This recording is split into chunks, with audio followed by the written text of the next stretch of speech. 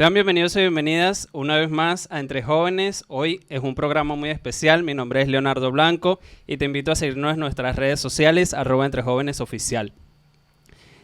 En las últimas décadas hemos visto cambios muy importantes que se van desarrollando, cambios que van en ascenso, en los cambios que se están produciendo en nuestra sociedad respecto a la forma en la que se visibiliza la discapacidad. Y los medios de comunicación, el contenido que consumimos en las redes sociales, en las plataformas de streaming, en todo el contenido que visualizamos en los medios de comunicación y a través de las cámaras, ha influido y tiene un papel muy importante en todo esto. Para hablar acerca de este tema, tengo una invitada muy especial. Ella es abogada y además tiene toda una trayectoria, una experiencia laborando con personas con discapacidad, sus derechos, en defensa de sus derechos de las personas con discapacidad. Bienvenida, Paula.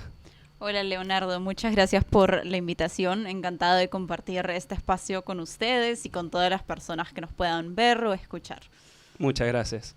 Podemos empezar primero definiendo qué es el modelo social para que la gente entienda cómo es que se está viendo tal vez la discapacidad en la actualidad. Sí, claro, encantada. Para pensar en discapacidad, tenemos que entender que como sociedad, como colectivo, hemos entendido la discapacidad de distintas maneras a lo largo del tiempo. Y no quiero ser muy teórica en esta parte, pero para ponernos en contexto, pensemos en 3 momentos de comprensión de la discapacidad. El primero es hace muchísimos años, en la era de la antigüedad, se entiende la discapacidad bajo el modelo que vamos a llamar de la prescindencia.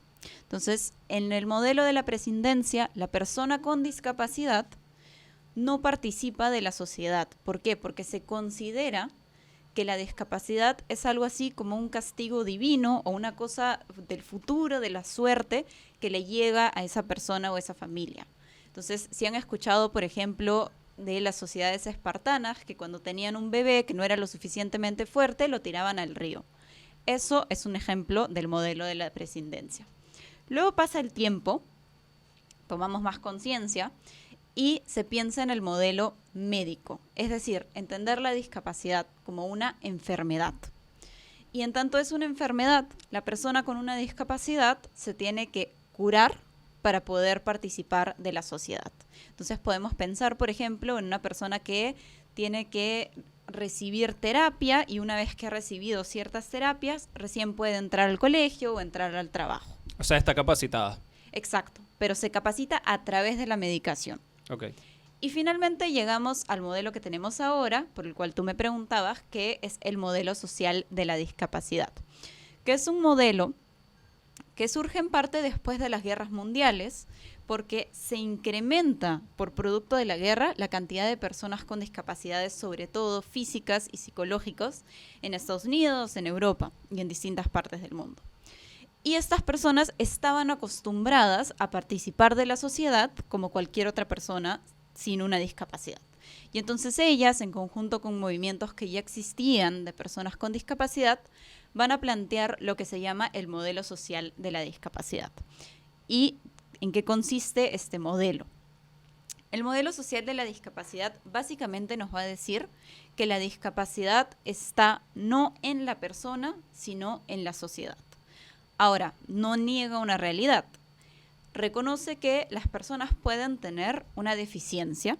Por ejemplo, una persona podría haber perdido el uso de sus piernas, pero que se enfrentan a distintas barreras, ya sean físicas, comunicacionales, legales, etc. En el ejemplo de una persona que no tiene piernas, quizás esa persona que usa una silla de ruedas se enfrenta a una escalera. Cuando se encuentra en esa deficiencia, con esa barrera, se genera la situación de discapacidad. Y entonces, ¿qué implica este modelo? Que la persona no es el problema, la barrera es el problema. Los cambios que se generan en la sociedad. Exacto. Tema de política, medios de comunicación. Exacto. Entonces lo que tenemos que hacer como sociedad es empezar a pensar de qué maneras podemos levantar esas barreras para poder incluir a las personas con discapacidad y no simplemente quedarnos sentados pasivamente esperando que se incluyan, ¿no? Y te pongo un ejemplo. Por ejemplo, antes de grabar, tú me habías comentado que usas lentes. Cuando tú no usas tus lentes, si yo te pusiese un papel a la pared opuesta del cuarto, ¿tú podrías leer lo que dice? No. Ok, si tú te pones tus lentes y yo te pongo un papel, ¿podrías leer lo que dice? Sí. En tu caso, tú tienes una deficiencia, que es tener baja visión. Okay. Hay una barrera, que es que no puedas leer, pero con los lentes tú levantas esa barrera y repentinamente ya no estás en esa situación de discapacidad.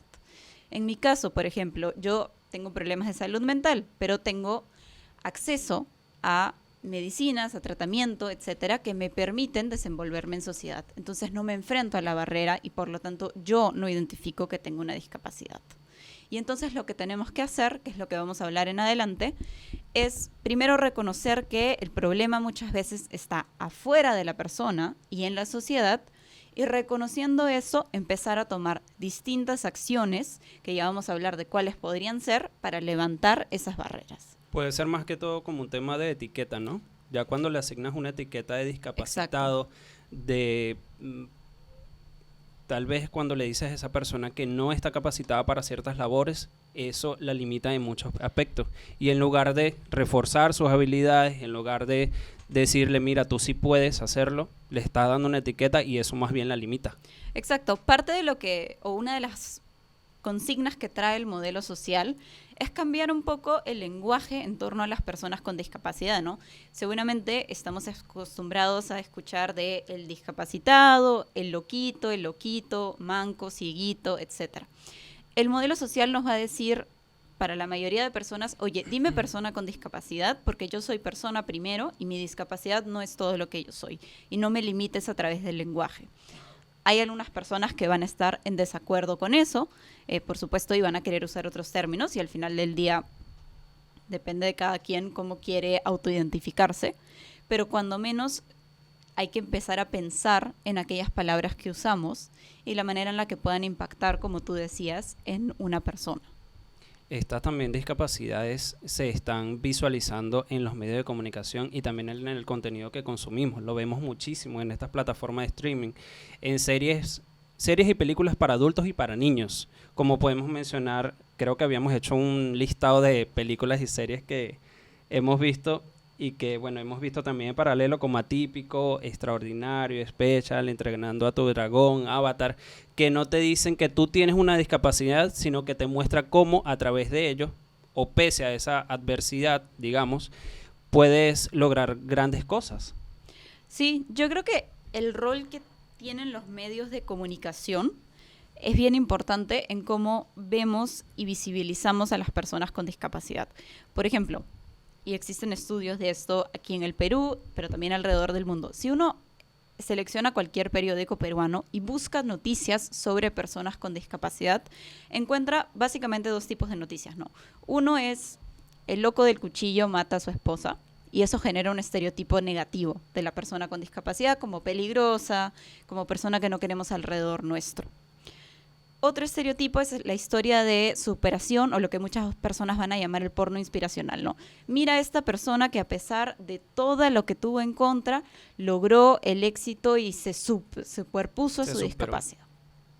Ahora, cada vez más vemos en contenidos populares, contenidos comunes, representaciones mucho más matizadas, mucho más realistas, ¿no? A mí me encanta, por ejemplo, el ejemplo de Avatar. Quienes hayan visto la serie Avatar van a entender de lo que estamos hablando. Y si no lo han visto, por supuesto. Si no lo han visto, en realidad tienen que ver, pausen el capítulo, vayan a ver Avatar. No vamos a hacer regresen. Spoiler acá. Pero en Avatar uno de los personajes principales es una persona ciega. Y en muchas partes de la serie se demuestra cómo, en el caso de ella, por ejemplo, ella supera la barrera de no poder ver a través del poder que ella tiene de sentir el movimiento a través de la tierra. Pero sobre todo es un personaje que no está caracterizado por su discapacidad. Tiene toda una personalidad súper interesante, es uno de los personajes más queridos de todos los fans, pero no es que la queremos porque, mira, es ciega, pero igual lo hacía bien, es porque es una persona completa, ¿no? Sí. Y lo mismo va a pasar en un montón de series distintas. están apareciendo ahora superhéroes con discapacidad en varias películas de Marvel. Hay una película que se llama Coda, que es sobre una hija de padres sordos, sobre cómo se transita esa vida también como una persona sin discapacidad que ha crecido en un entorno con personas con discapacidad y que quiere asegurarse que alrededor de ella todas las personas sepan que tener una discapacidad no es algo inherentemente negativo. Entonces estamos viendo ese cambio y yo creo que es una forma excelente de aprender sobre la discapacidad si es que uno no quiere meterse pues a leer teoría de artículos, claro, etcétera. ¿Consideras que si estamos hablando de discapacidad, hayan personas discapacitadas en estas historias o en estos medios de comunicación? Sí, eso es algo que conversábamos antes, que es muy importante la representación de las personas con discapacidad desde la misma discapacidad, ¿verdad?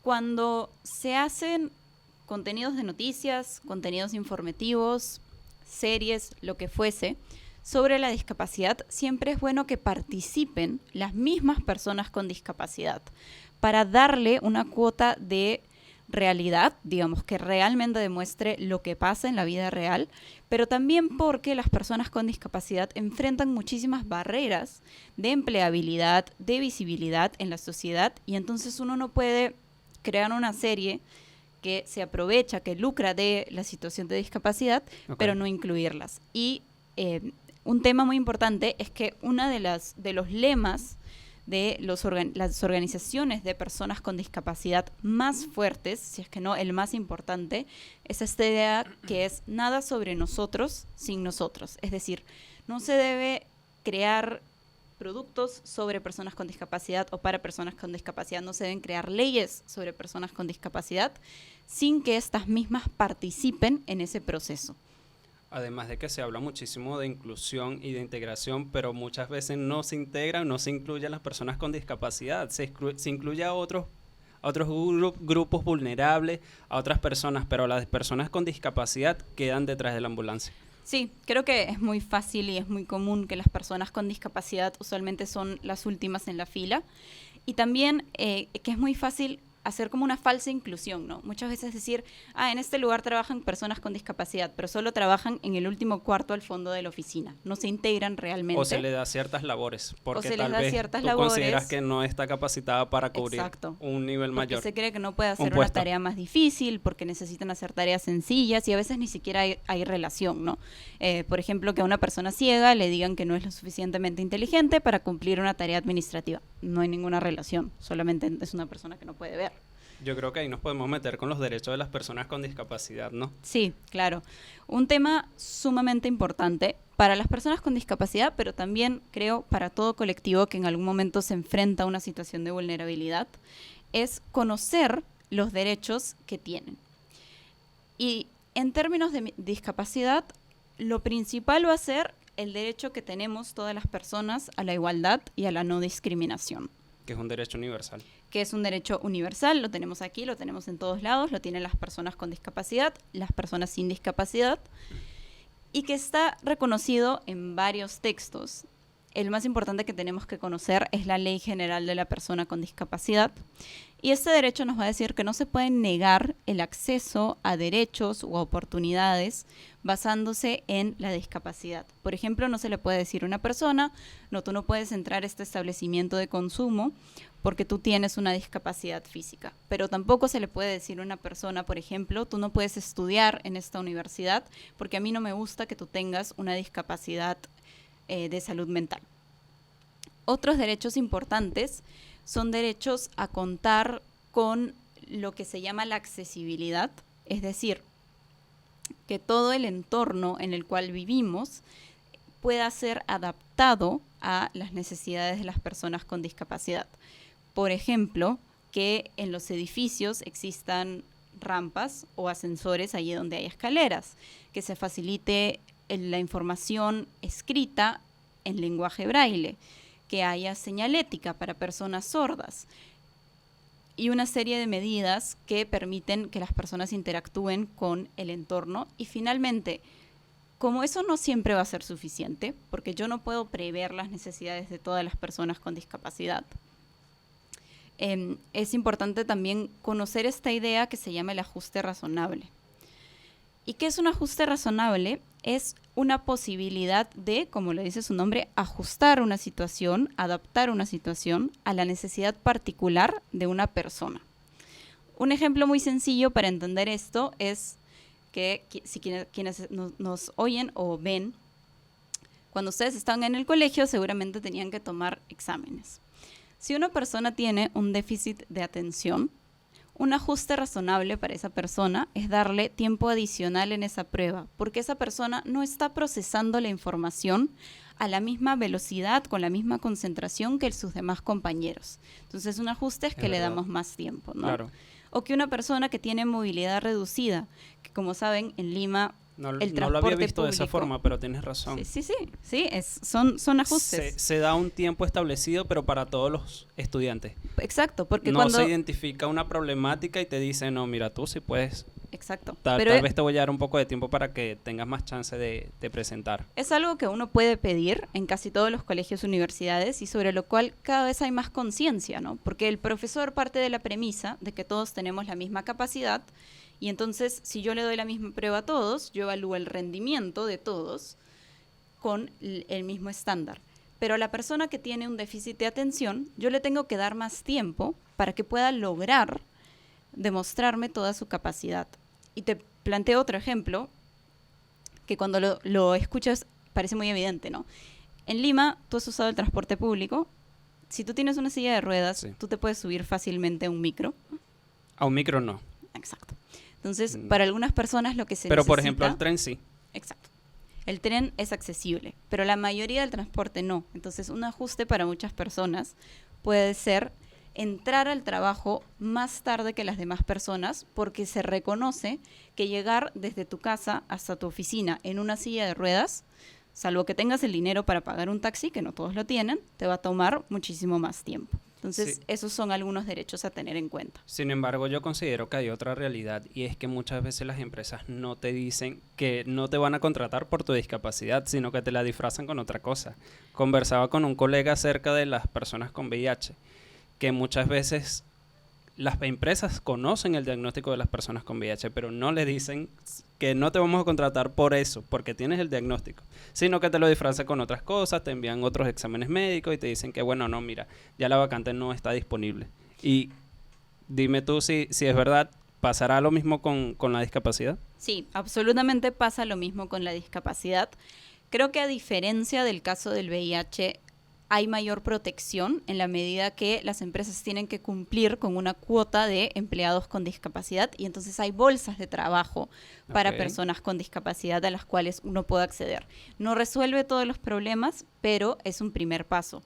Porque ¿qué está detrás de esas falsas respuestas, de esa negativa a trabajar con alguien? Fundamentalmente son los prejuicios que se tienen sobre la discapacidad y que creería yo, y era parte de lo que queríamos plantear aquí, que es de responsabilidad de todos empezar a romper esos prejuicios y esos mitos. Como jóvenes, ¿cómo podemos hacer para accionar para lograr incluir e integrar a las personas con discapacidad en todos los ámbitos? Sí, yo creo que en todos los ámbitos yo siempre planteo 3 ideas clave, ¿no? O quizás 4. Primero, partir de la premisa de la igualdad de la inclusión, lo que conversábamos recién. Segundo, pensar en la accesibilidad. Por ejemplo, puede ser una cosa tan sencilla como que cuando yo subo una foto en mi Instagram, le pongo el texto alternativo para que una persona ciega pueda saber qué hay en esa imagen. Tercero, pensar en los ajustes. Si estás haciendo un trabajo grupal en la universidad, pregúntate, ¿todos mis compañeros están en las mismas condiciones que yo? ¿Algún compañero podría necesitar hacer esto de manera distinta?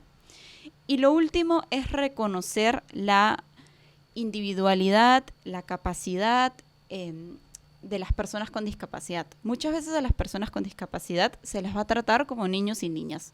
A pesar de que sean mayores de edad, se les infantiliza, las personas tratan de tomar decisiones por ellas. Pero siempre seamos conscientes de no hacer eso.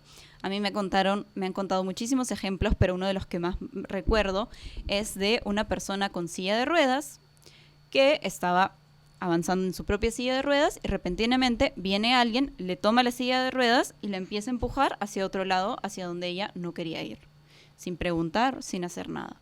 Entonces, siempre respetemos esa individualidad y siempre preguntemos, si es que queremos apoyar, cuál es la mejor forma de ayudarte, y esa persona va a saber mucho mejor que nosotros cuál es esa manera. Me voy con una idea, una duda, y quisiera que la resolviéramos. Claro. Con respecto a la idea anterior de el contenido que visualizamos en las redes sociales y en estos contenidos de plataformas de streaming, y es esto de la discapacidad, de mostrar la discapacidad en estas historias, ¿ha tenido algo positivo o algo negativo en la sociedad? Yo creo que sin duda ha sido positivo. Yo encuentro que lo ha sido por dos motivos. Por un lado, las personas están muchísimo más sensibilizadas de lo que estaban hace 5 años. O sea, hace 5 años yo creo que era inconcebible que tú puedas ver a una persona con discapacidad, por ejemplo, como protagonista en una serie de televisión. Y más allá de que haya buena y mala representación, por lo menos estamos hablando del tema. Y lo segundo, y es lo que comentan muchas personas con discapacidad también, y me pasa a mí también, y seguramente te pasa a ti también, es que cuando tú ves algo en la televisión que muchas personas están compartiendo, tú te sientes reconocido. Tú dices, ahí estoy yo. Esa historia podría ser sobre mí, y todos me están viendo y me están aplaudiendo y me están recibiendo. Entonces, dar ese reconocimiento a un nivel global, además, es importante.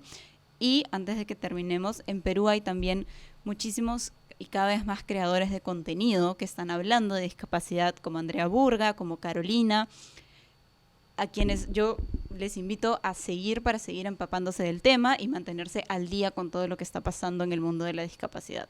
Yo creo que podemos despedir este programa con esas 3 líneas que dijiste antes de esto, y es el tema de la igualdad, la accesibilidad y crear tal vez ajustes para pensar en los demás y lograr un mundo, una sociedad donde podamos incluir e integrar a las personas con discapacidad. Y no solo las personas con discapacidad, a todas las personas, a través de diferentes actividades culturales, o sea, buscar esa forma de cómo yo puedo hacer para que el otro también se sienta bien y tenga las mismas oportunidades que yo. Exactamente. Yo lo que siempre digo es que estas ideas de la discapacidad se aplican a todos, y en el fondo es simplemente preguntarme constantemente quién está faltando de las conversaciones de la sociedad y qué puedo hacer yo para invitar a esa persona a sentarse a la mesa con nosotros. Muchísimas gracias, Paula. Yo creo que quedaron muchísimas cosas pendientes.